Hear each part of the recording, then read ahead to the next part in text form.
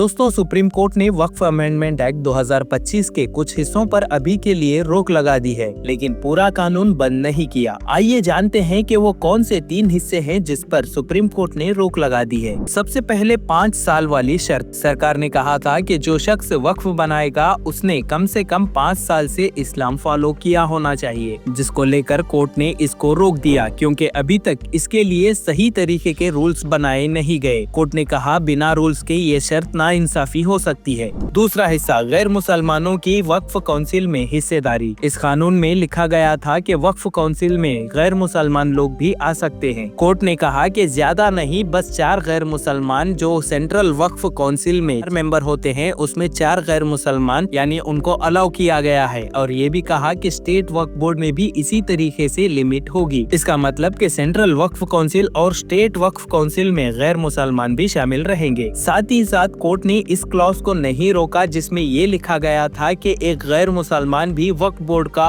CEO बन सकता है, लेकिन कोर्ट ने इतना जरूर कहा कि जितना मुमकिन हो मुसलमान को ही लाया जाए। तीसरा हिस्सा है जमीन के झगड़े यानी एनक्रोचमेंट। सरकार को पावर दी गई थी कि अगर वक्फ जमीन पर कोई झगड़ा चल रहा है तो वो जमीन वक्फ से निकाल दे या डी-रिकॉग्नाइज किया जाए। कोर्ट ने कहा कि ये गलत है। जब तक केस कोर्ट या ट्रिब्यूनल में डिसाइड नहीं होता तब तक वो जमीन वक्फ की ही रहेगी और इस टाइम में ना सरकार और ना वक्फ बोर्ड किसी तीसरे आदमी को वो जमीन दे सकते हैं। मतलब जब तक के फैसला नहीं आता तब तक ये जमीन की हालत जैसी थी वैसी ही रहेगी। इसके अलावा कोर्ट ने ये भी क्लियर किया कि सिर्फ एक सरकारी अफसर की रिपोर्ट काफी नहीं है ये कहने के लिए कि ये जमीन वक्फ की है या नहीं। ये फैसला सिर्फ हाई कोर्ट के हुक्म से होगा। चीफ जस्टिस ग्यावी ने कहा कि आमतौर पर पार्लियामेंट के बनाए हुए कानून को वैलिड माना जाता है और कोर्ट रेयरली ही स्टे देते हैं, इसलिए पूरा एक्ट अभी चालू है, सिर्फ कुछ क्लॉज को रोका गया है। कोर्ट ने सरकार को ये भी मशवरा दिया कि सेंट्रल वक्फ काउंसिल में 3 से ज्यादा गैर मुसलमान ना रखें और चेयरमैन मुस्लिम तबके से ही हो। कोर्ट के इस फैसले के बाद जामियाते उलमाए हिंद ने सुप्रीम कोर्ट के फैसले का खैर मकदम किया। उन्होंने कहा कि 5 साल वाली शर्त और जमीन के इशू को रोकना सही है, लेकिन उन्होंने अफसोस भी जाहिर किया कि पूरे कानून को स्टे नहीं मिला। मौलाना अरशद मंदी ने कहा है कि उनके ऑर्गेनाइजेशन अपनी कानूनी और जमहूरी कोशिश को जारी रखेगी जब तक कि ये जुल्मी कानून वापस नहीं लिया जाता।